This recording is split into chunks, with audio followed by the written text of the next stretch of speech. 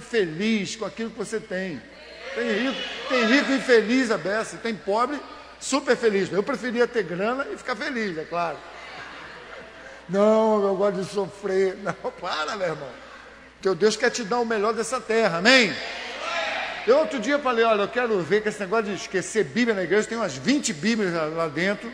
Estou muito chateado com isso, porque agora tudo internet, agora iPad, iPod, iQuero.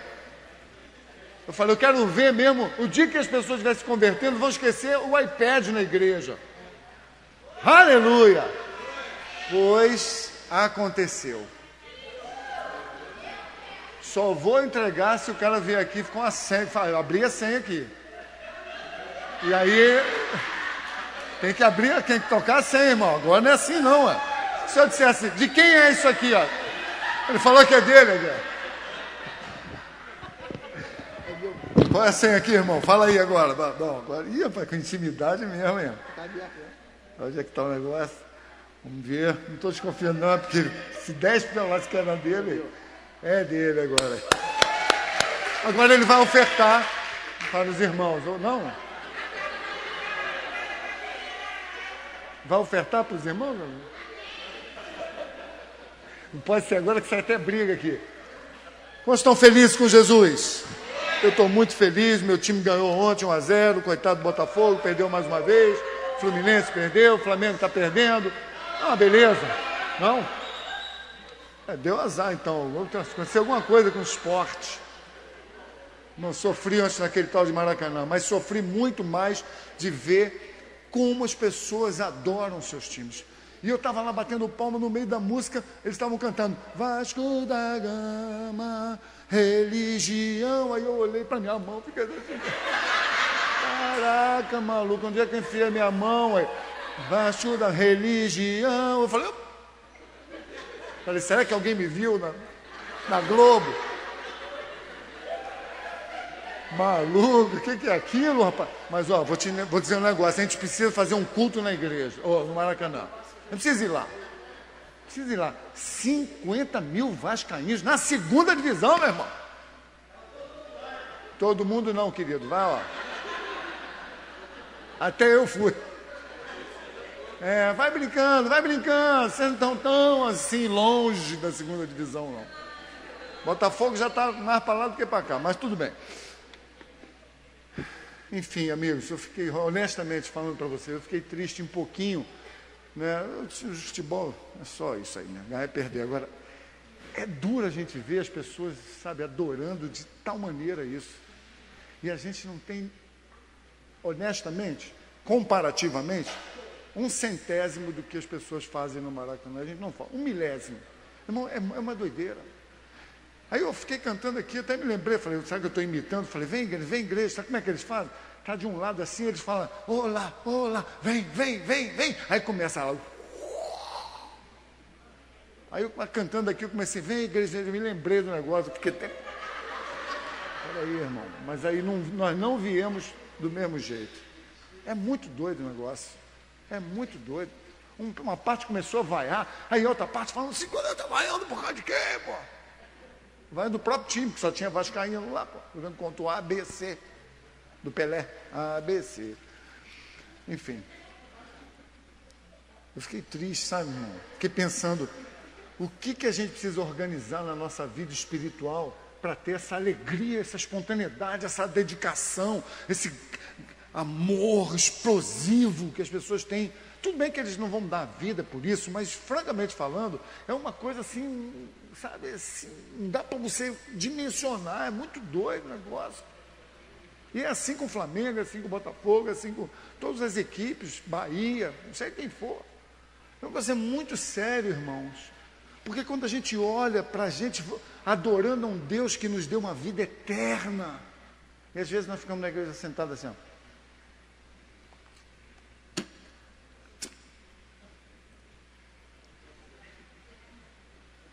Sabe, irmão? As pessoas não vão nem no banheiro no Maracanã, porque não quer perder o lugar. Alô? Eu não estou vendo o grupo de louvor foram embora? Estão aí? Cadê o grupo de louvor? Falando isso, era o último aviso. Hoje, quando acabar a pregação, nós vamos ter uma reunião aqui embaixo, ok? Todos não vão lá embaixo, depois voltam não. Nós vamos precisar, todos aqui, inclusive a Jaque Mota. Nós estamos prontos para a palavra? Diga para o teu irmão, põe tua casa em ordem. Uau!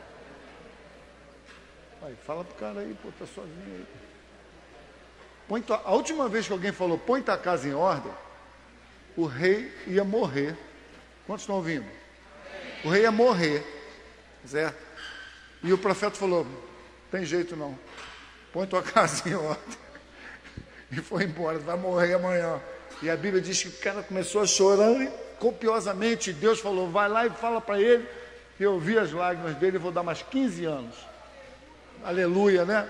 Queria ver o aleluia no 14º ano, no último dia do ano. Chora, bananeira, porque no último dia, queridos, Deus é muito inteligente, porque se ele dissesse o dia que tu ia morrer, ia ser muito ruim. Ruim. Quem fala ruim come capim, né? Então, amados, Deus usa, preste atenção, eu quero muito que você preste atenção, porque eu estou fazendo esse estudo dos últimos dias, e hoje eu vou fazer uma coisa que foi feita há 2.500 anos atrás. Há 2.500 anos atrás, foi feito isso que eu vou fazer hoje. Ou seja, alguém pegou a Bíblia, a palavra, a Torá, e leu para o povo. E na hora que ele leu, pô, ele se arrebentou, todo mundo começou a chorar, porque eles falaram, meu Deus, onde é que nós estávamos, que a gente esqueceu da tua palavra? Não é o nosso caso aqui. Mas veja, põe tua casa em ordem, não é uma opinião minha, não é uma ideia legal. Deus usa o que Ele quiser para transformar e tratar a tua vida. É assim com Israel, eu até botei a camisa de Jerusalém aqui em homenagem a Jerusalém, que eu vou falar hoje sobre isso. Como é trazer Israel para Jerusalém? Deus, ele não media esforços, embora ele mesmo tenha sido o que trouxe os reis exteriores para pegar o seu povo e levar para um exílio. Depois ele vai lá e manda trazer de volta por várias circunstâncias, e muitas vezes as pessoas são tratadas no exílio, muitas vezes nós somos tratados nos dias difíceis. Quantos estão ouvindo? E eu vou te dizer mais, é mais fácil ser tratado no dia difícil do que no dia bom. No dia bom, querido, a gente está todo feliz, e aí a nossa confiança, ela é rasa, ela é muito rasa. Agora, nos dias difíceis, quando tu não tem para onde sair, já viu aquela história que num poço profundo, não tem outro lugar para sair a não ser por cima, e muitas vezes as pessoas estão nessa condição, uma condição onde só tem um lugar para ir, que é para cima. Então, põe a tua casa em ordem, é uma palavra muito séria. E eu quero ler hoje para vocês o livro de Esdras inteiro. São só 10 capítulos, irmão. Estou até com sono. Eu vi. Está com sono. O outro está cochilando ali. Quantos estão prontos para ouvir 10 capítulos de Esdras? Eu vou te aliviar, não vou ler os 10 não. Vou ler a partir do 3º e vou pular, tá certo? Mas eu quero que você preste atenção. Apague o celular, desligue a sua antena de preocupação. Aqueles que já fizeram o Enem, já estão feitos mesmo, as suas respostas já foram dadas. Então relaxa agora. Agora fica com a palavra que vai te mostrar algo extraordinário. Como é que Deus usa as circunstâncias para trazer Israel para Jerusalém? Você precisa se situar. Quando você ouvir Jerusalém no rádio, na notícia, você vai lembrar disso que eu estou falando. Jerusalém é o centro do plano redentor de Deus. Jerusalém é onde vai terminar tudo, é onde tudo vai acontecer. E já está acontecendo mais uma vez. Mas eu quero que você... Eu falei alguma coisa errada? Não. Então eu quero que você pegue comigo Esdras 3. Ih, agora vai ficar difícil. Esdras, logo ali depois de Crônicas, Reis, antes de Neemias. Falei grego, né? Vai no índice logo que é mais rápido. E não tem nenhuma vergonha. Um dia eu pensei, será que esse cara fala Mateus, João? Aí eu vi as pessoas abrindo a Bíblia, eu falei, meu Deus, será que algum dia o cara vai falar assim, Lucas, e eu vou falar. O cara vai falar, maluco, esse cara entende de Bíblia demais. Irmão, não tenha vergonha, vai logo no índice, pronto. Ainda mais um livro como Esdras, não está acostumado. Capítulo 3, diz aqui: então chegando, pois, o 7º mês, e estando os filhos de Israel já nas cidades, se ajuntou o povo como um só homem em Jerusalém, e levantou-se Jesua, filho de Josadaque, e seus irmãos, os sacerdotes, e Zorobabel, filho de Sealtiel, e seus irmãos edificaram ali o altar do Deus de Israel, para oferecerem sobre ele holocaustos, como está escrito na lei de Moisés, o homem de Deus. E firmaram o altar sobre as suas bases, porque o terror estava sobre todo Israel, por causa dos povos das terras ao seu redor. Então, naquele lugar, eles ofereceram holocaustos sobre o altar ao Senhor, de manhã e de tarde. E celebraram a festa dos tabernáculos, como estava escrito, e ofereceram holocaustos de dia em dia, por ordem, conforme o rito de cada coisa no seu próprio dia. Depois disso, o holocausto contínuo e o das luas novas e de todas as solenidades consagradas ao Senhor, como também de qualquer que oferecia oferta voluntária ao Senhor, desde o primeiro dia até o 7º, desde o primeiro dia do 7º mês, começaram a oferecer holocaustos ao Senhor, porém, ainda não estavam postos os fundamentos do templo do Senhor. Veja bem, duas coisas distintas, o altar e agora os fundamentos do templo. Por isso deram, pois, dinheiro aos cortadores e artífices, como também comida e bebida e azeite aos sidônios, aos tíros e por aí foi. Segundo concessão que lhes tinha feito Ciro, rei da Pérsia. Versículo 8. E no ano da sua vinda à casa de Deus, em Jerusalém, no 2º mês, começaram Zorobabel, filho de Sealtiel, Jesua, filho de Josadaque, e os outros seus irmãos, os sacerdotes, os levitas, todos aqueles que vieram do cativeiro de Jerusalém e constituíram levitas da idade de 20 anos. Preste atenção, levitas. Eles constituíram levitas da idade de 20 anos e daí para cima, para que aviassem a obra da casa do Senhor. Então se levantou Jesua, seus filhos e seus irmãos, Cadmiel, seus filhos, os filhos de Judá, como um só homem para vigiarem os que faziam a obra na casa de Deus, e os filhos de Henadad, seus filhos e seus irmãos, os levitas.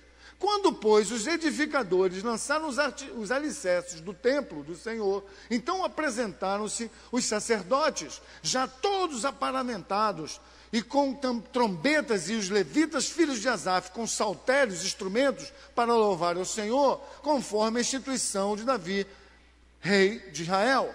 E cantavam às vezes, louvando, celebrando ao Senhor, porque Deus é bom, e a sua benignidade dura para sempre sobre Israel. Todo o povo se alegrou com grande alegria quando louvou o Senhor pela fundação dos princípios da casa do Senhor. Porém, muitos sacerdotes e levitas, chefes dos pais, já velhos, que viram a primeira casa construída sobre fundamento, vendo perante os seus olhos essa segunda casa construída, choraram em altas vozes, mas muitos levantaram as vozes com grande alegria, porque eles não tinham visto a casa anterior, e de maneira que não se discernia o povo que chorava do povo que se alegrava. Por aí vai, capítulo 4. Ouvindo, pois, os adversários de Judá, preste atenção, com toda essa festança, ouvindo, pois, os adversários de Judá e Benjamim, que os que tornaram do cativeiro, começaram a edificar o templo do Senhor, Deus de Israel, correram, chegando a Zorobabel e aos chefes dos pais, e disseram: deixai-nos edificar convosco, porque como vós buscaremos o vosso Deus, como também já lhe sacrificamos em tempos passados. Só para você entender, eles estão começando a construir um templo, um monte de gente ao redor, criticando, metendo pau, dizendo que isso não vai dar certo. Quando eles viram que não tinha jeito, eles se aproximaram, dizendo: nós queremos participar disso, para construir o altar para o Deus de vocês. De vocês? Então por que vocês vão construir um altar? Aí eles falam isso. Porém, Zorobabel e Jesua e os outros chefes dos pais de Israel lhes disseram: não convém que vocês e nós edifiquemos a casa do nosso Deus, mas nós, sós, a edificaremos ao Senhor, Deus de Israel, como nos ordenou o rei Ciro da Pérsia. Envolveu lá uma história. Todavia, o povo da terra debilitava as mãos do povo de Judá e inquietava-os no edificar a casa, alugando contra eles conselheiros para frustrar os seus planos, todos os dias de Ciro, rei da Pérsia, até o reinado de Dário, rei da Pérsia. E sob o reinado de Assuero, no princípio do seu reinado, escreveram uma acusação contra os habitantes de Judá e de Jerusalém. E nos dias de Artaxerxes, escreveu Bislão, meu Deus, vou pular o Bislão, Artaxerxes, rei da Pérsia, e escreveu uma carta, recebe uma carta, escrita em aramaico. Escreveram, pois, Reum, o chanceler, e Sinzá, o escrivão, uma carta contra Jerusalém ao rei Artaxerxes, nessa maneira. Então escreveu Reum, o chanceler, dizendo: outros povos que o grande e afamado... Não, vou pular isso aqui. Então escreveu: este, pois, é o teor da carta que o rei Artaxerxes recebeu. Teus servos, os homens daquém do rio, em tal tempo, ou seja, esses inimigos de Israel que estavam ali criticando, saiba o rei que os judeus que subiram de ti, ou seja, do cativeiro, vieram a nós, a Jerusalém, e edificaram aquela rebelde, malvada cidade. Preste muita atenção. Eles começaram a criticar, dizendo: aquele povo que saiu do cativeiro, agora veio para Jerusalém para reconstruir aquela cidade malvada. Preste atenção. Rebelde. Saiba o rei que os judeus que subiram de ti vieram a nós, a Jerusalém, e edificam aquela cidade malvada, e vão restaurando os seus muros e reparando os seus fundamentos. Agora saiba, ó rei, que se aquela cidade for reedificada e os seus muros forem restaurados, eles nunca pagarão os direitos, os tributos e as rendas, e assim se danificará a tua receita. Fofoquinha, preste atenção.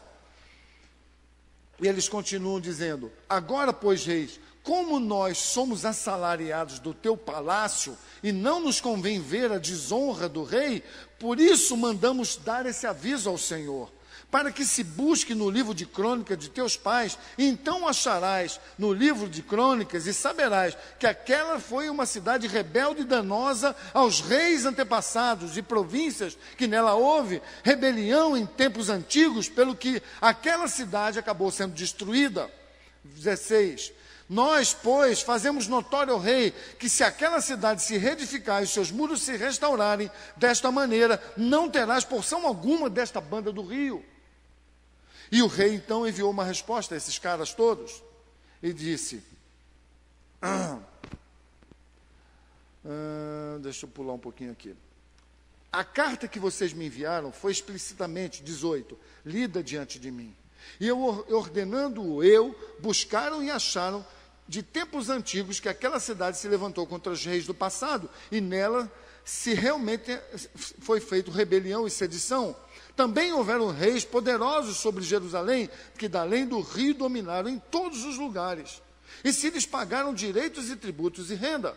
Agora, pois, dai ordem para que aqueles homens parem exatamente agora, a fim de que não edifiquem aquela cidade novamente, até que eu dê a eles uma nova ordem.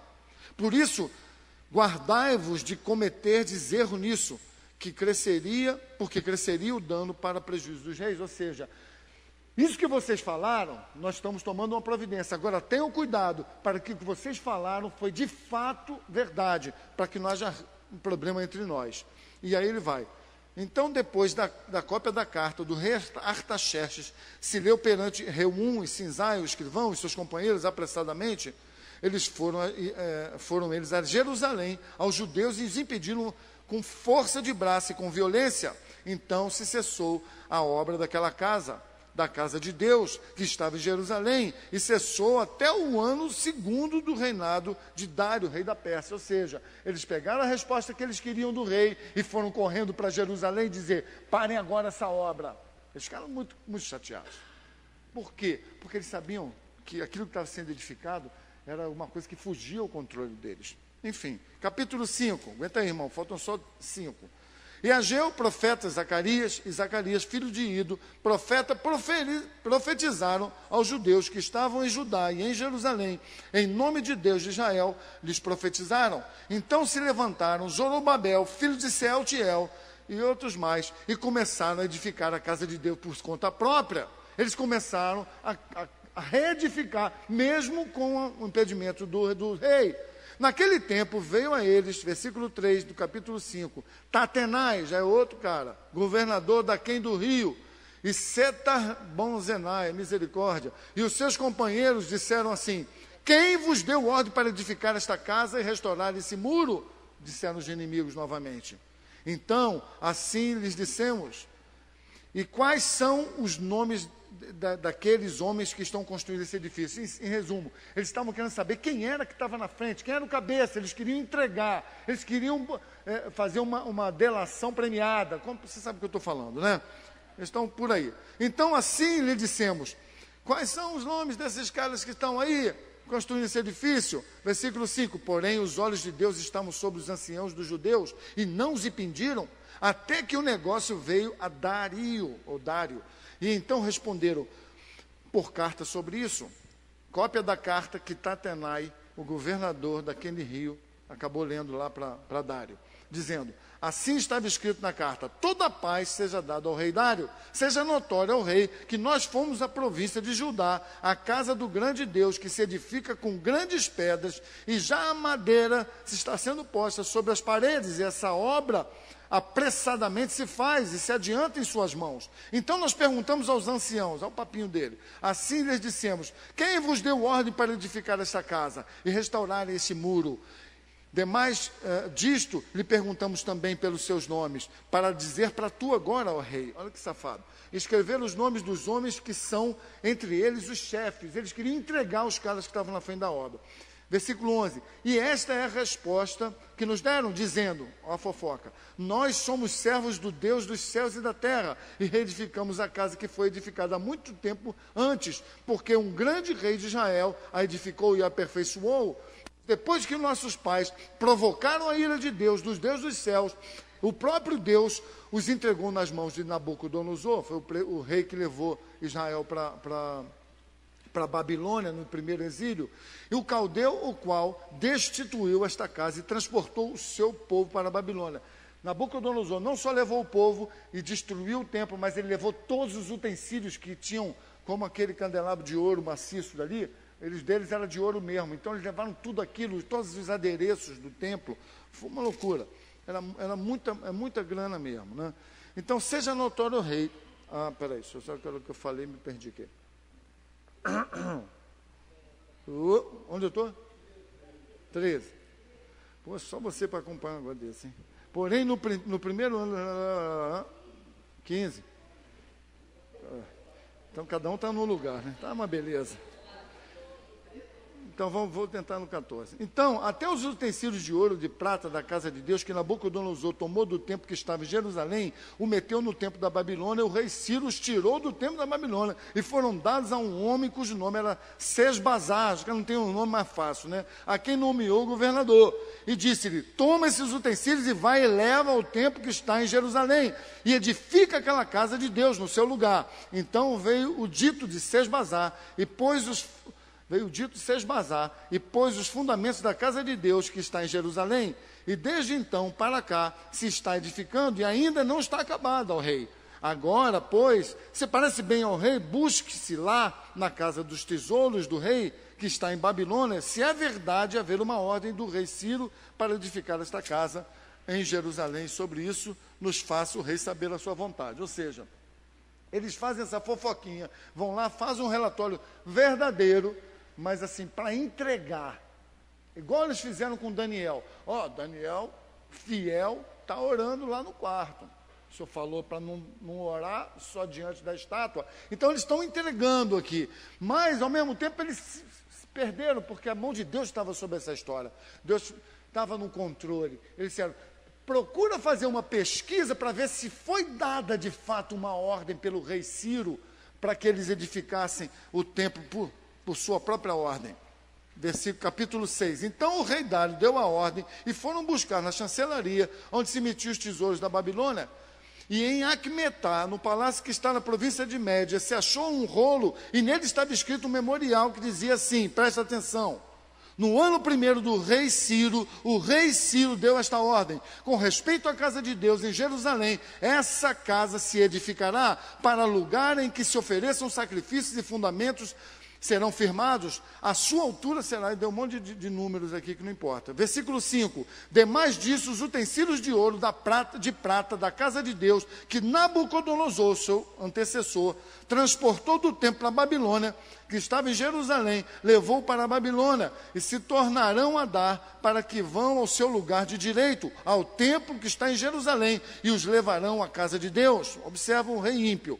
Agora, pois, Tatenai, governador da além do rio, Setabezonai, misericórdia, e os seus companheiros, os Afarzaquitas, que estáis da além do rio, apartai-vos dali, deixai-os na obra desta casa de Deus, para que o governador dos judeus e dos judeus edifique esta casa de Deus no seu lugar. Ou seja, saiam de perto, não se metam na obra, quem vai fazer essa obra são os judeus, corram dali. Quer dizer, os caras que foram entregar eles, acabaram ouvindo uma direção do rei, olha, realmente a coisa existia e eles vão reconstruir, agora vocês saem fora dali.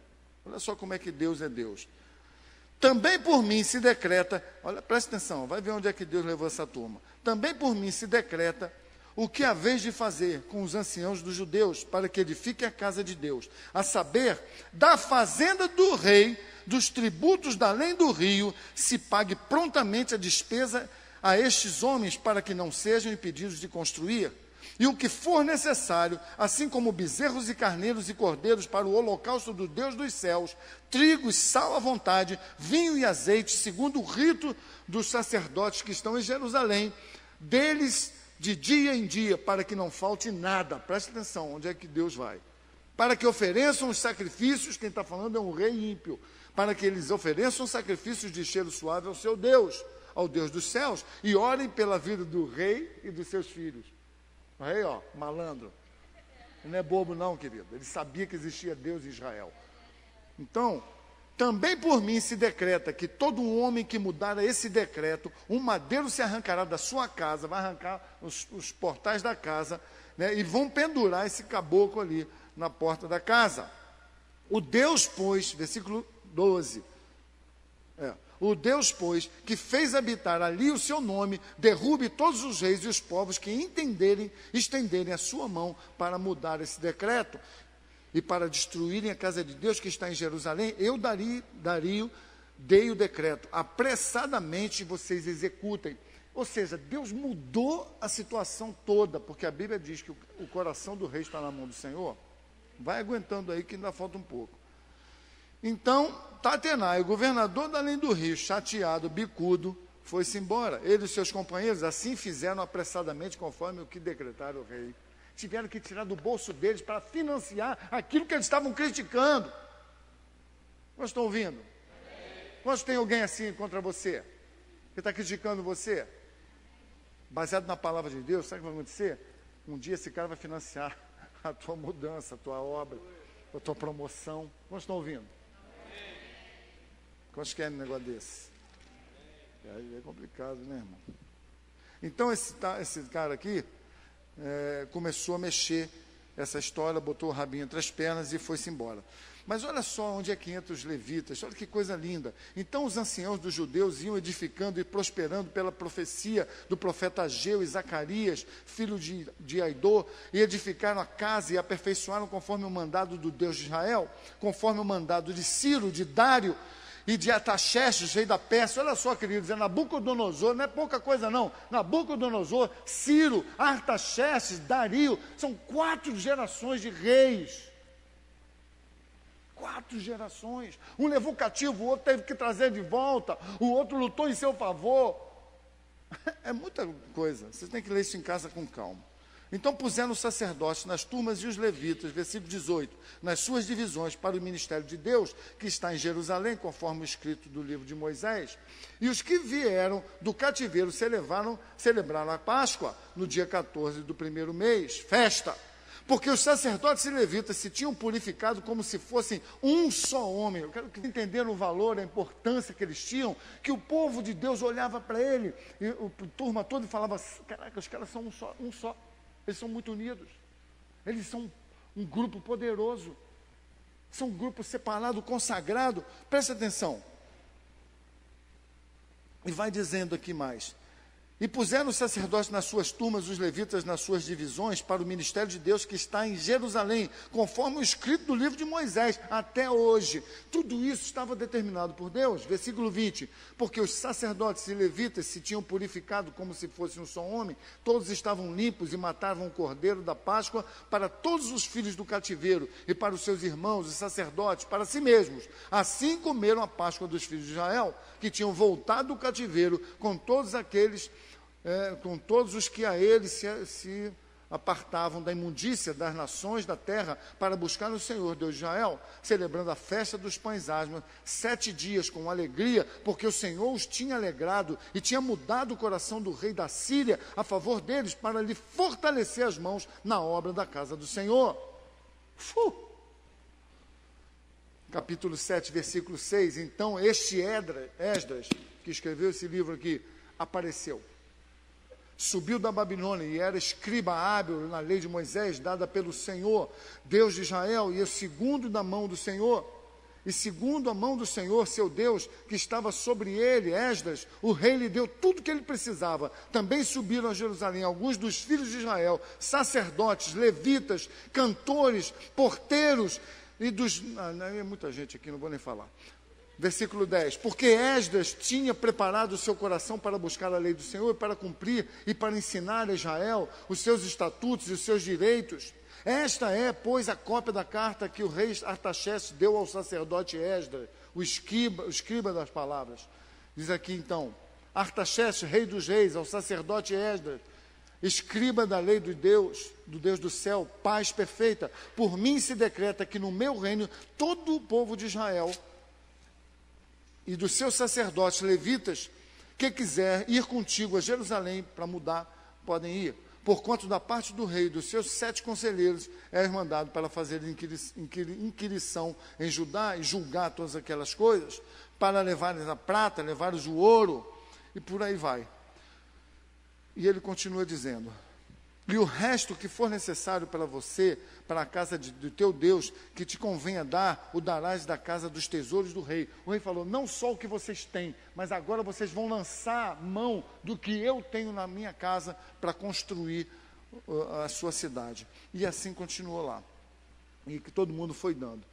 Queridos, a história era uma história muito, muito poderosa. Por quê? Porque nós estamos falando de um povo que estava cativo na Babilônia. Nós estamos falando de um povo que era escravo. E, de repente, esse povo começa a ver o favor de Deus. Começa a ver a mão de Deus.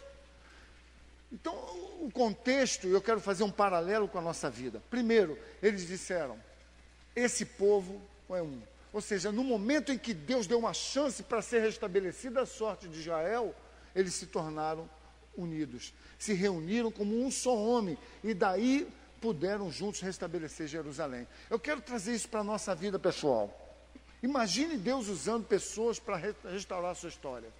Imagina Deus usando pessoas para trazer você para os lugares, para andar com você, para ligar para você, para conversar com você, para explicar o que é esse negócio para você. Imagine isso. Igreja, querido, não é lugar de sermão. Eu nunca fiz o que eu fiz aqui agora, ficar lendo 40, meia hora. Porque a maioria das pessoas, elas não conseguem. Mas sabe por que aconteceu em Israel essa história que eu acabei de ler? Só que são 10 capítulos. Porque eles estavam mortos. Eles estavam mortos. Desesperados por uma luz e uma esperança. Sabe o que eles estavam? Famintos de uma direção de Deus. Sabe por que a igreja não está assim? Porque nós estamos cheios de muitas coisas. A nossa vida pode estar uma droga, mas eu vou assistir um filme na madrugada, deu uma melhorada. Está ruim, eu vou comprar uma televisão pela internet. uma panela air fryer. Estou falando que eu estou querendo comprar aquele negócio, ou aquilo é uma mentira do caramba, ou é bom. Mas é assim, querido, sabe quando é que a gente compra aquilo? Num dia que a gente está deprimido. Aí você está no sofá, aí aparece, frita batatinha, bolinho de bacalhau, é uma beleza. Você fala, quer saber? Está tudo ruim mesmo, pá! Vamos comprar em 12 vezes. Irmãos, preste atenção. Nós estamos falando de restauração. Deus dá graça, mas nós temos que estar unidos entre nós. Quantos estão ouvindo o que eu estou falando? Nós queremos festa, mas eu quero dizer para você, ficou todo mundo calado para ouvir o que Esdras tinha falado. Sabe por quê? Porque eles estavam sem nenhuma esperança. Pastor, nós temos Jesus. Queridos, a pior desesperança é você ter Jesus e não ter nenhuma esperança. Alô? Pastor, com crente, com crente. Já está na igreja, mas ele não tem esperança nenhuma. Já cansou, ele virou igual aqueles velhos que ele está falando ali. Deus estava fazendo uma construção nova. Querido, passou, acabou. Essa igreja já passou por várias fases, mas nós estamos aqui, amigos. Aqui, aliás. Então, Deus está fazendo alguma coisa nova, mas os velhos, que não significa velhos de igreja ou velhos de idade, mas tem pessoas que nunca acreditam no novo de Deus. Aí eles ficavam chorando, isso que vocês chamam de novo? Você sabia como era? Como era, eu sabia sim, mas aquilo passou, e agora Deus está fazendo novo. E aí uma galera ficava feliz, porque estava uma porcaria tudo, e aí ele dizia, Deus está fazendo algo novo, e vibrava com o novo, e alguns choravam, mas vocês nunca viram o que era, esquece o que era, o que você era, o que você foi um dia, e não é mais, esquece, meu irmão. E se você quiser lembrar, lembra, só para lembrar que aquilo passou, mas que Deus quer fazer algo novo. E sabe o que o Ageu fala? A glória da segunda casa será melhor que a primeira. Sabe o que isso significa? Se você deixar e confiar em Deus, aquilo que Ele vai fazer será muito melhor do que você já teve. E você achava que era uau. Tudo bem, podia ser até uau mesmo, mas Deus está falando, eu posso fazer uma coisa diferente. Mas você vai acreditar? Ou vai ficar chorando, porque não é como era e nunca será? Nunca será. Deus quer fazer uma coisa nova. Ele vai dar graça, mas nós temos que nos unir. Um reino, uma casa, uma família dividida não prospera. Para de lutar com quem quer estender a mão para você. Marido com esposa, filho com pai, pai com filho, irmão com irmão, amigos, pessoas sentadas na igreja. Para de lutar com quem quer te dar a mão. Mas ele tem dificuldade. Ninguém aguenta. Pode ser que daqui a um ano alguém diga isso de você. Ninguém te aguenta. Preste atenção, amigo. Veja, uma casa dividida, um reino dividido, um casal dividido não prevalece. Você dividido não prevalece. O diabo adora dividir as nossas opiniões. Parece maduro. Eu sou aberto para muitas opiniões e acaba sendo uma sopa de letrinhas a sua vida. Um monte de opiniões, mas não vai a lugar nenhum. Preste atenção, querido. Quanto mais unidos nós estivermos, mais longe chegaremos. Marido e mulher, irmão com irmão, família, igreja, trabalho, negócio, amizade. Quanto mais nós nos unimos, mais longe nós vamos. Mas a gente está tendo alguns problemas, e nós vamos ter sempre, amigos. Nós somos seres humanos, e o problema não está na pessoa, está em mim. Na minha capacidade de tolerar ela, na capacidade dela de me tolerar, e de vivermos unidos no Senhor. Ou nós temos isso, ou nós não temos nada. Qualquer vento que soprar, leva 1, leva 2, leva 3, daqui a pouco entra 5, entra 4, sai 2, sai 20, entra 5, entra 10, sai 15. E assim vai ser até Jesus voltar, meus amigos. Sabe quem vai permanecer? Os que estiverem firmes. Aonde? No Senhor. Pastor, mas tem muita coisa que eu não concordo na igreja. E eu também. Tem muita coisa que eu não concordo na igreja. Principalmente fofoca, infidelidade, falta de caráter, falta de seriedade, achismos. Eu tenho um monte de coisa. Quer que eu dê uma lista? A questão não é essa, meu amigo. A questão é, eu continuo aqui. Sabe por quê? Porque isso é maturidade. Não é que eu sou um madurão, eu estou madurão, passei da força. Não, não é isso não, querido. Isso é maturidade de saber. Maturidade não é ser velho. Maturidade é ter capacidade de resistir às dificuldades da vida. Juntos. Porque senão tu vai separar 1, 2, 3, 5, 10. Tu vai trocar de emprego 1, 2, 3, 5, 6 faculdades. Muda de casa todo dia, muda de roupa todo dia. Nunca está feliz. Um dia é louro, outro dia é moreno. Aleluia.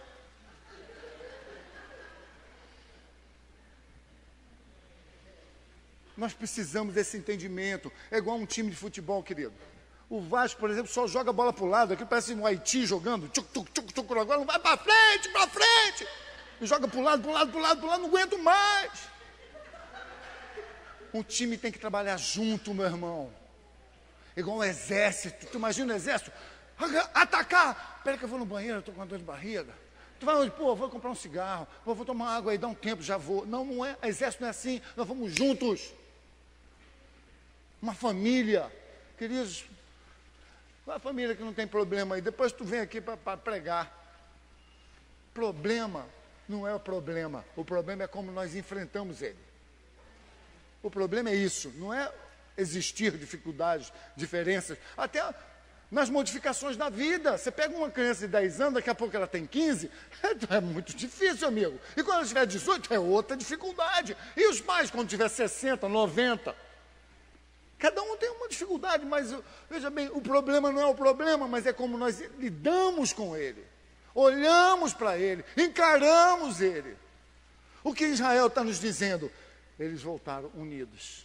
Por quê? Eles são os caras unidos. Se eles fossem unidos, não tinham ido. Eles aprenderam no sofrimento, no cativeiro. Queridos, deixa eu te dizer um negócio. Não tente fugir dos dias difíceis. Não fuja dos dias difíceis. Sabe por quê, irmão? Porque talvez sejam os dias difíceis a sua melhor chance de tornar a sua vida melhor. Aí você quer dar uma escapada, aí você quer sair do casamento, aí você quer sair da cidade, você quer sair da escola, aí você quer sair do relacionamento, você quer sair da igreja, você quer sair da religião, você quer sair de tudo, pô, enfrenta! As lutas são a maior possibilidade de você virar homem e mulher. Tem gente que tem 50, 60, 70 anos e é uma criança emocional. E tem uns que têm 15 e já são homens e mulheres. Por quê? O que os difere? É a maneira de encarar a vida. É a maneira, meus amigos. Deus dá graça, mas nós precisamos nos fortalecer no Senhor.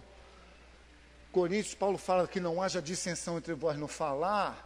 Falar é o maior perigo que ameaça o retorno de uma unidade necessária. É o falar.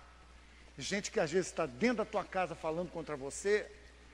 Às vezes é tua empregada que sorri na tua frente, mas ela mete o pau pelas costas. Ou você sorri para ela e mete o pau quando ela sai, reclama, olha, olha.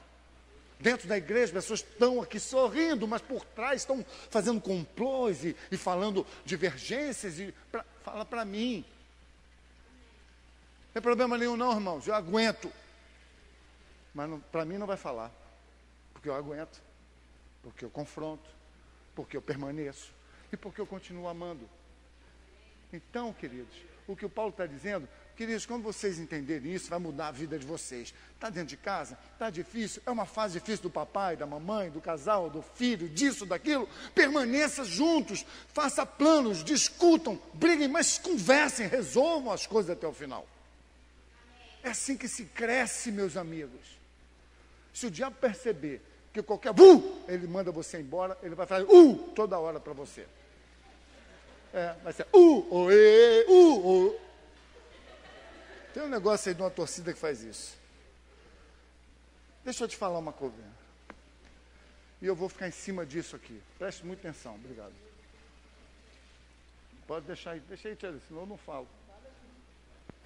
Tá bom. Então, querido, deixa eu te falar uma coisa. Se você voltasse para Jerusalém hoje, assim, não, tá bom. Roubando a cena, hein, Se você voltasse para Jerusalém hoje, olha, tudo destruído, as casas queimadas, as ruas, as pedras queimadas. Já viu alguém queimar pedra? As pedras queimadas viravam pó. Eu não sei nem como é que eles fazem isso, até hoje tem mistério. Os muros de Jerusalém, queridos, eram de alguns lugares de 9, de 20 metros, de 10 metros de altura. Não sei como é que eles faziam isso com mão de obra. Não tinha máquina escavadeira, nem basculhante. Era uma coisa doida. Aí eles voltam para Israel. Tudo destruído, as portas quebradas, os muros destruídos, as casas em frangalhos, as pessoas morando num buraco entre as pedras que caiu de uma casa. Aí eles voltam. Qual foi a primeira coisa que eles fizeram? O que você faria primeiro? O que você faria primeiro, se fosse você? Honestamente. Os muros, né? Para os inimigos não entrarem, tá certo? Essa é a visão humana. Sabe o que eles fizeram em primeiro lugar? Restauraram o templo. Não foi o templo. Pô, pastor, fala logo o que é. Nem foi o muro, nem foi o templo. A primeira coisa que eles fizeram, restauraram o altar. Preste atenção, meu irmão. Todas as vezes que você quiser modificar a vida de uma pessoa, mudando a sua roupa, ou o seu corte do cabelo, fala direito, você tem que mudar. Não funciona. A primeira coisa que precisa mudar é o altar. É o que está aqui dentro do coração. Então, quando eles voltaram para Jerusalém, e eles voltaram em frangalhos, não tinha chave de fenda, não tinha pá, não tinha pé de cabra, não tinha cavadeira de ferro, não tinha nada. E eles olharam para aquela desolação. E a primeira coisa que eles fizeram, a Bíblia diz, Esdras 3, e eles começaram a restaurar o altar. Sabe o que significa? Eles estão dizendo, se eu quero restaurar Jerusalém, eu tenho que começar restaurando a minha relação com Deus. Quantos estão ouvindo? Se eu quiser restaurar a igreja, eu preciso restaurar a minha relação com Jesus. Se eu quiser restaurar uma vida, a primeira coisa que eu preciso restaurar é a vida dela com Deus. Não, com Deus estou ótimo. Mentira! Se eu estou ótimo com Deus, eu estou bem com os homens.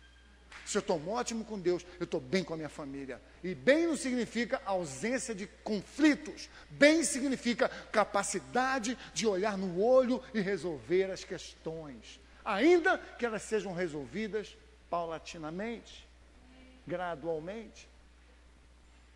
Diga comigo, a primeira coisa é restaurar o altar. E hoje, o que é o altar? O altar não é isso aqui não, irmão. O altar é o meu coração. Eu preciso restaurar o meu coração. É igual grupo de louvor. O que a gente tem que restaurar? O altar é montar carpete, é um pintar de azul, bota um banner. Não, nós temos que restaurar o coração. Tem que olhar por que a gente está aqui. Por que eu estou na igreja? O que eu estou fazendo na igreja? Para que eu digo que sou crente, aleluia? Eu tenho que olhar para isso de frente, meu irmão, porque se a minha vida não traduz o que está escrito na palavra, a minha confiança em Deus, a minha fé é uma mentira.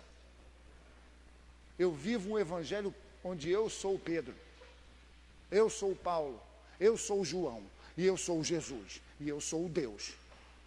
Sou eu determino o que é. Eu não concordo com isso. Eu acho que não é assim, eu já vi muitas coisas assim, eu acho que isso deveria ser diferente. Eu sei, você é Deus, aliás. Me mostra na palavra, caminha na palavra, leva para casa a sua palavra, ensina o teu filho a caminhar no caminho que ele caminha. Aí você vem dizer para mim como é que funciona.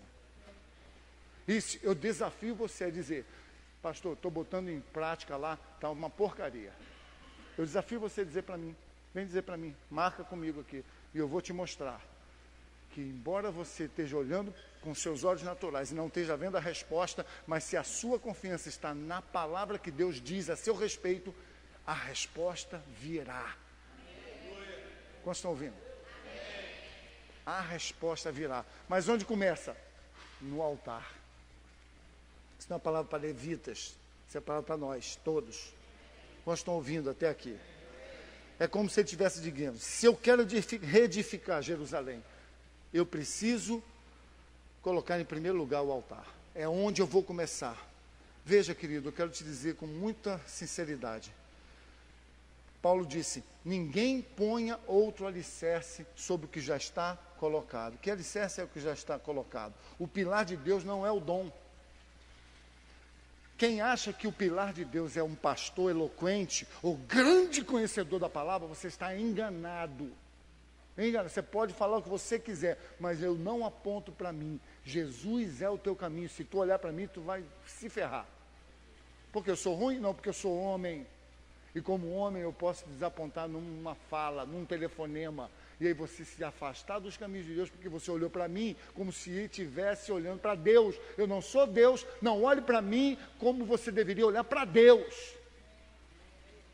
Olhe para Deus como alguém que nunca vai falhar. E aí você vai tolerar as falhas de todos. Vocês estão entendendo o que eu estou falando? Eu sei que o que eu estou falando não é feijão com arroz. Eu estou dando picanha para você hoje. Segura aí. Segura mesmo, meu irmão.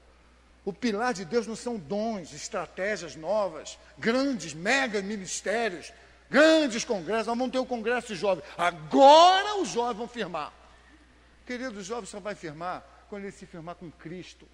Ele pode participar de todos os congressos do mundo, que isso não firma o caminho dele. Agora, quando ele estiver firmado com Cristo, os nossos congressos, as nossas idas, os nossos seminários, os nossos evangelismos, as nossas missões, elas vão explodir. Por quê? Porque ela é fruto da minha relação com Deus, não é fruto de uma insatisfação insaciável. É por isso que as coisas não se estabelecem na casa do Senhor. Sempre alguém está chateado, alguém está entristecido, alguém está desanimado. E sempre haverá. Nós não estamos aqui para saciar seres humanos, nós estamos aqui para apontar aquele que sacia.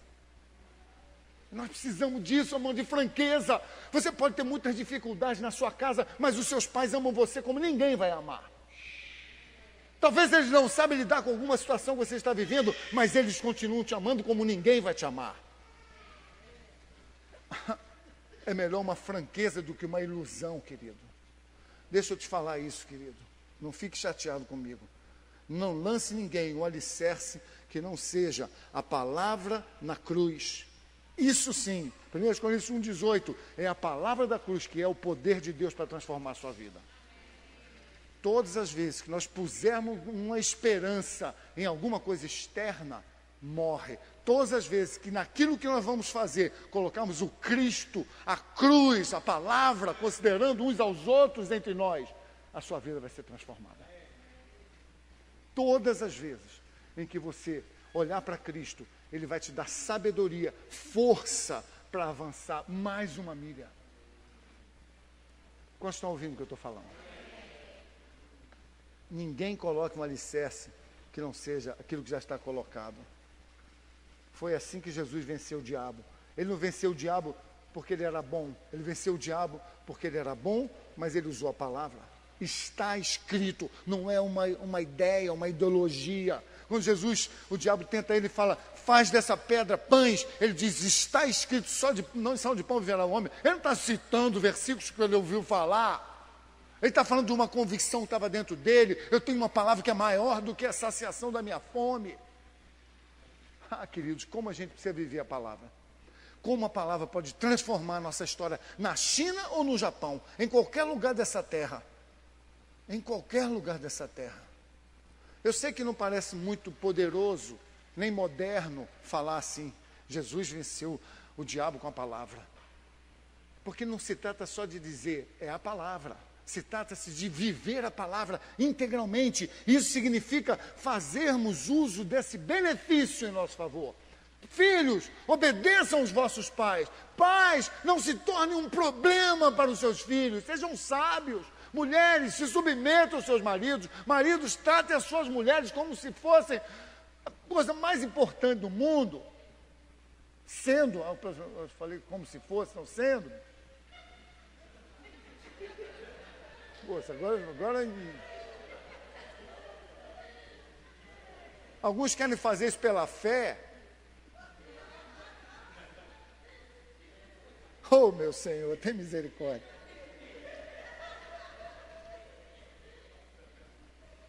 Na verdade, querido, Israel estava com medo dos inúmeros inimigos que estavam ao seu redor.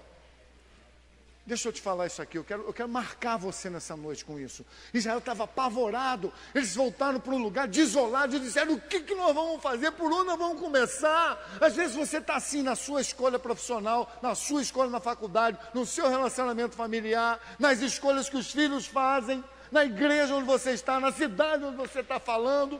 Às vezes você está ali, mas você fala, por onde eu vou começar? Eu não sei o que fazer, então vamos fazer o seguinte, vamos pintar a igreja. Há 1 ano atrás, Deus falou para mim, começa a preparar o sonho da igreja. E eu fiz o projeto, achei que a gente ia começar logo, e Deus falou, bota o pezinho no freio, não é agora. E eu não entendi. Alguns falavam para mim, pô, pastor, como é que é? Alguns até ofertaram em relação a isso. Outros disseram, pô, eu fiquei desanimado, você não falou mais em nada. E eu fiquei assim, Deus falou para esperar. Por quê? Porque Deus não está preocupado se isso aqui vai ser com ar-condicionado, ou 2 andares, ou um prédio de 5 andares. Deus está preocupado com o altar. E não são os levitas, somos nós, altar. O que é que tem aqui dentro? O que está batendo aqui dentro quando a gente vem ouvir palavra? Aqui não é lugar de hibernação, amigo. Aqui é lugar de salvação. Se nós estamos hibernando na casa do Senhor, o problema não é o pregador, o problema sou eu que escuto a mensagem. Porque eu posso ir para um lugar onde o cara não fala nem português certo, e eu vou sair de lá abençoado. Por quê? Porque a minha fome de Deus me conecta com a palavra de Deus na China ou no Japão. Não tem conversa fiada. Pastor, estou passando uma fase. Que fase o quê, meu irmão? Para de mentir para você mesmo. Você é inconstante nos seus caminhos, é medroso, é uma criança. E um dia que você entender isso, Deus vai te promover. Enquanto você puser as desculpas nos outros, você nunca vai sair disso. Vai correr atrás do rabo eternamente. Aleluia.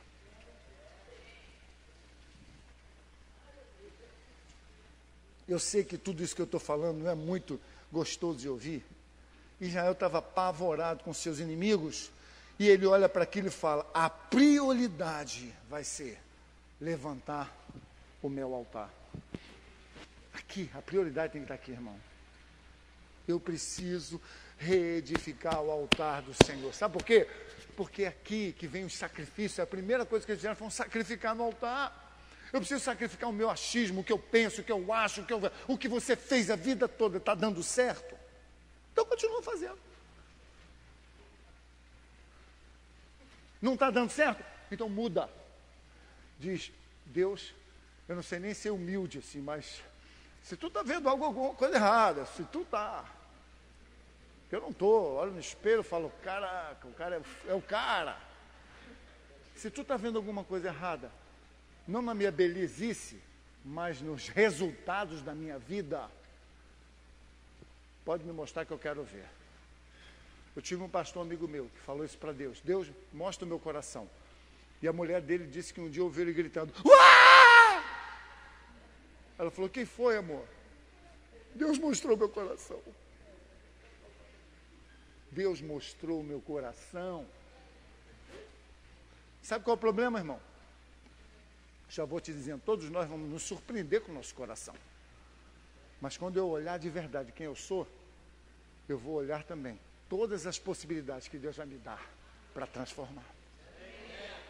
Para transformação. Queridos, a situação com Deus é essa.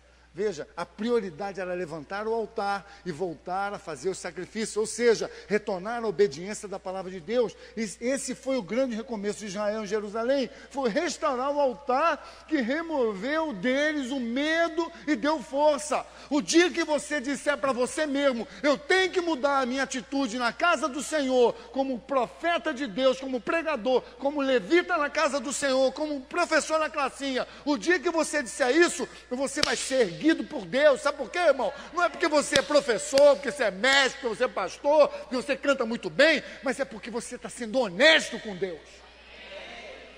Olha, vou te dizer uma coisa muito dura. Hoje é o dia.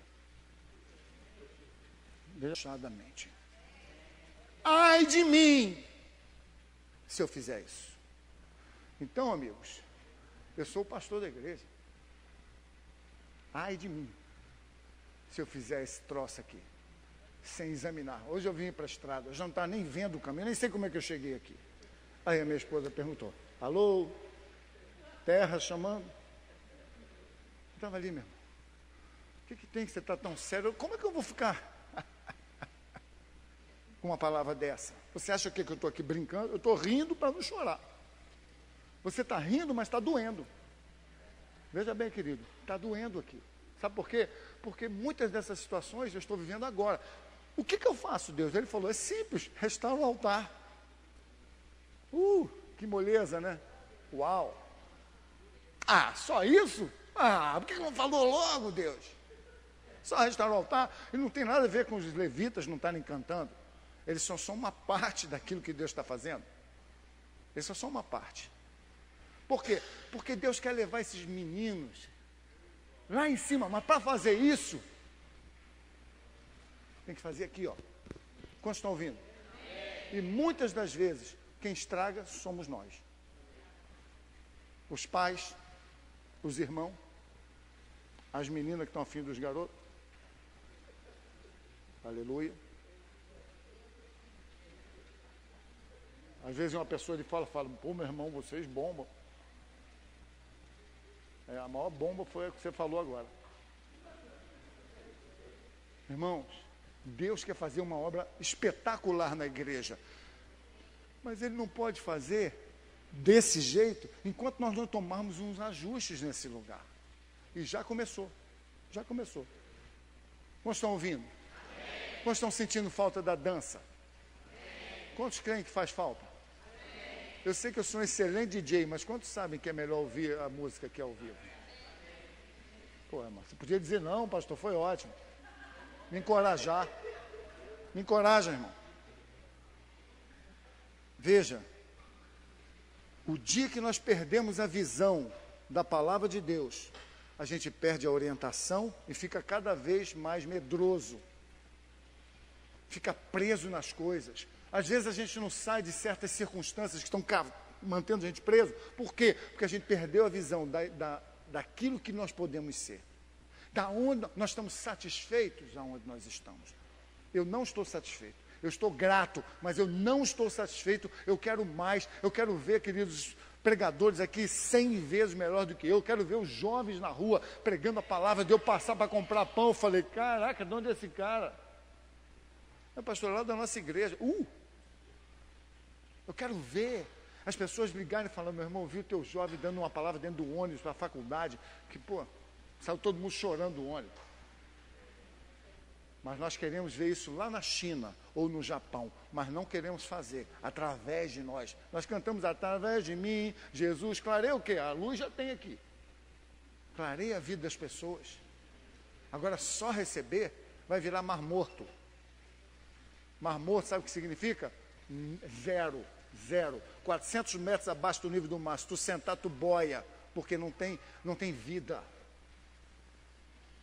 Eu quero fechar aqui, queridos.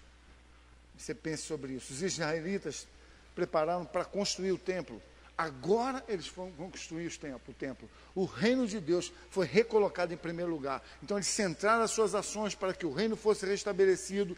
E eu quero que você pense nisso. Em tempos difíceis, nunca tem o caminho mais fácil. Nunca. Deus permite tempos difíceis para nos aproximar dEle, criar dependência dEle. Talvez tu está passando o maior sufoco da sua vida. Tu não sabe se casa ou compra uma bicicleta. Aí eu vou te dizer, meu irmão, é a chance que Deus está te dando de começar de novo. Ou recomeçar de novo. Aí depende da sua vida. Então o templo foi construído antes da muralha. Agora, não tem lógica. Deveria ser primeiro o altar, os muros, mas não foi assim. Primeiro o altar, depois o templo, porque é a parte espiritual. Você pode trocar de camisa, trocar de carro, trocar de esposa, trocar de banco, trocar de salário, trocar de investimento, mas você não vai ser feliz dessa forma. Você está adiando. Agora, quando você começa na parte espiritual, primeira coisa não é a igreja, é a tua vida pessoal com Deus. Por isso que eu estou falando do altar, não é aqui, o altar aqui. Faça isso e a sua mudança vai chegar. Por causa disso, todos os dias Israel ficava cada dia mais forte, os judeus começaram a voltar em grande número. Eu creio que Deus quer fazer isso. E eu comecei dizendo, por que Jerusalém é tão detestada? Sabe por quê? É porque lá é que Jesus vai reinar por 1000 anos. Então, os caras lá da Palestina, ou lá de Gaza, ou de Hebron, ninguém está sabendo o plano de Deus, eles não querem nem saber, eles estão só insuflados por um espírito que move eles de raiva, de ódio contra Israel. Mas sabe por que eles fizeram tudo aquilo? Sabe por que Deus trouxe Israel da Babilônia? Porque tinha que transformar aquele monte de entulho num templo maravilhoso. Por quê? Porque a Bíblia diz que o Messias entraria pelas portas de Jerusalém e pregaria naquele templo. E foi exatamente no tempo certo que Jesus veio e entrou no templo. Sabe por que aconteceu isso? Porque estava escrito. A Bíblia diz que Jesus vai vir buscar a igreja no arrebatamento, coisa mais alucinante do mundo. Nós vamos sair dessa terra como... Sabe por que vai acontecer, irmão? Porque está escrito que Jesus Cristo morreu e ressuscitou. O Messias teria que morrer, pagar os nossos pecados, foi para o céu, agora está sentado à direita do Pai, até o dia em que Ele vier nos encontrar nas nuvens, vai nos levar para Ele por 7 anos, passaremos as bodas do Cordeiro, que a gente chama na palavra, e aí depois, enquanto isso, a grande tribulação na terra, quando isso estiver chegando ao seu final, quando o mundo inteiro quiser destruir Israel, tu deve falar, para pastor, coisa idiota, tu pode chegar no jornal agora, um país do tamanho de Sergipe, todo dia nas manchetes. Sabe por quê? Porque precisa ser criado um ódio por Israel, para justificar a vinda do rei de Israel. Aí ele vai vir, e quando ele ficar ali, ele vai reinar por 1000 anos. Mas como ele vai fazer isso se Israel não existir? Eles estão tentando tudo quanto é jeito, jogar bomba, fazer o que for, mas não conseguem destruir Israel. Por quê? Porque está escrito. Alô? Está escrito, amigos. Israel jamais será destruída. Israel será o lugar aonde o Messias voltará e vai reinar por 1000 anos naquele lugar. 1000 anos. Depois, o juízo final. E moraremos para sempre com Deus nas regiões celestiais. Se você não conhece isso, procure saber, porque é fantástico. Vai passar onde os teus próximos 200 anos? Deus tem um plano eterno para mim. Você quer viver só 200? 100zinho, tá bom? 50 com saúde? Eu quero viver eternamente, ainda que eu morra nessa terra. Jesus falou, que morrer em mim, viverá para sempre. Quantos estão ouvindo o que eu falei? Quantos querem isso para a sua vida? Irmãos, vamos ficar em pé que eu vou terminar essa palavra aqui.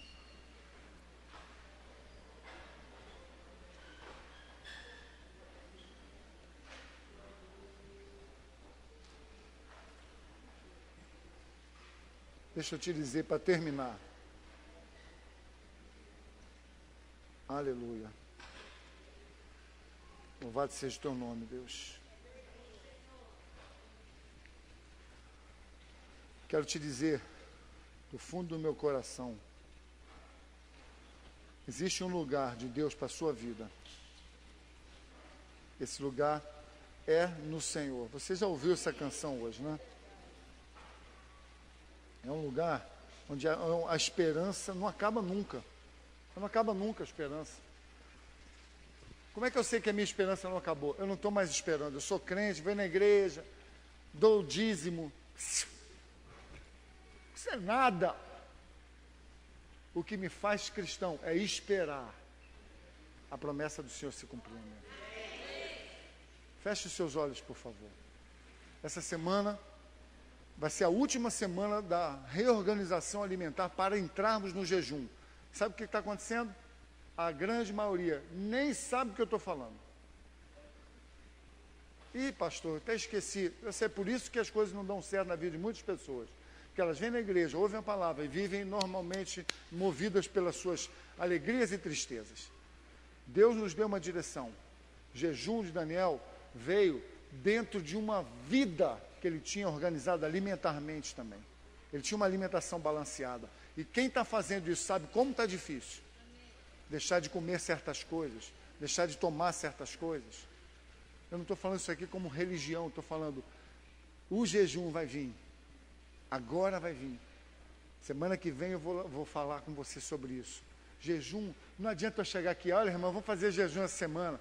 Ah, vamos cortar o pão. Aí vai ficar assim, pão. Vamos ficar até uma refeição todos os dias. Ai, que fome. Ai, como é que tá? Ai, não vejo a hora de comer. É isso o jejum? A gente faz jejum para isso? Para ficar com fome? Não, queridos, Deus não tem nada a ver com isso. O jejum é para você estar sensível ao que Deus vai fazer na sua vida. E 2015 vai ser um ano arrebatador nesse lugar. Deus vai nos dar uma visão clara. O que vai ser o jejum? Eu vou estar sensível para que Deus possa dizer para mim o que Ele quer de mim. Se tu não sabe o que Deus quer de você, ótimo. Deus vai fazer algo extraordinário no jejum para a tua vida. Você vai sentir cada segundo, e você vai chorar, e você vai buscar o Senhor, porque a resposta vai vir quando você estiver com fome de Deus. É assim que Deus vai fazer. Eu quero que você feche seus olhos. Pense sobre isso. Será que eu preciso de um negócio desse? Será que eu me encaixo nesse negócio de igreja? Eu não me encaixo, não. Eu me encaixo na igreja porque eu me encaixo em Jesus. Quero que você ouça essa canção e pense se esse lugar existe na sua vida.